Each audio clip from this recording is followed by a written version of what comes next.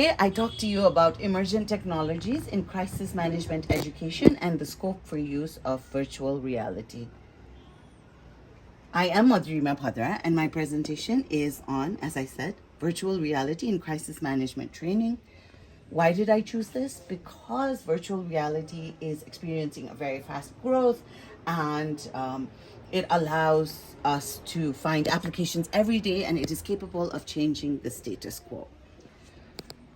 So, what is virtual reality? Well, virtual reality basically is the use of a computer modeling and simulation that is three-dimensional in a visual or a sensory environment. And it was initially coined in 1987 by Jaron Lanier. And the scope of virtual reality in crisis management education is because it allows us to be able to use this in disaster training, as well as improving skills and learning teamwork. It also allows us to make educational programs for learners which will be dependent on technology and gives a good understanding of course preparation, and literacy is never a barrier when it comes to VR.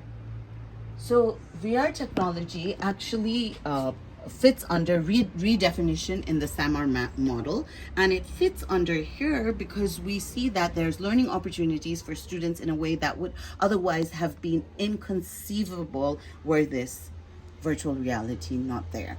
And when it comes to emergent technology matrix, quickly looking at it, it supports communication, increases collaboration, sparks creativity, it deepens critical thinking, and can be used for floods, earthquakes, pandemics, wars, terrorist attacks, just to name a few.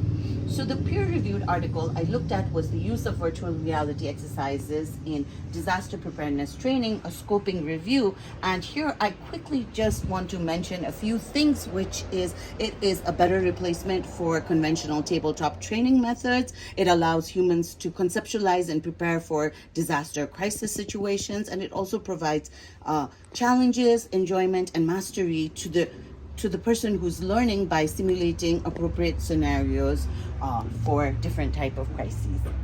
And the virtual reality in the Nepali context is, of course, it can be used to train people for emergency and crisis response and medical emergencies for geographical locations which might not be available in Nepal otherwise. And the impact of virtual reality on education, teaching, and learning and assessment is it helps to place a student in an almost real situation, and also for a teacher to be able to learn these skills so that they in turn can teach the student. And there is all the four C's are targeted with improved communication. Trainings can learn how to collaborate with each other, and creativity as well as critical thinking go hand in hand in enhancing the capacity of the training. And the skills of the training can also be assessed and analyzed and given feedback in real time.